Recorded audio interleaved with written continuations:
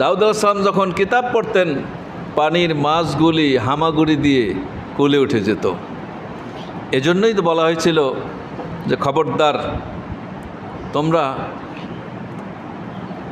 শনিবার দিনে মাছ ধরবে না। তো শনিবার তিনি এই কিতাব তেলাওয়াত করতেন। ওরা ঝোড় কেটে ক্যানেল তৈরি করে রাখত, ওর ভিতরে মাছ আসলে আটকেই রাখতো, রবিবার দিন ধরত। তো ওই আল্লাহর সাথে চালাকি। আর আল্লাহ বলেন অমাকারু অমাকার আল্লাহ আল্লাহ খয়রুল মাকিরিন, তোরা কি বুদ্ধিমান, তোদের চেয়েতে বড় বুদ্ধিমান বড় মকরবাজ আমি আল্লাহ, ঠিক না? যারা এভাবে মাছ ধরতে নিষেধ করা হলো, কিন্তু তারপরও তারা মাছ ধরলো,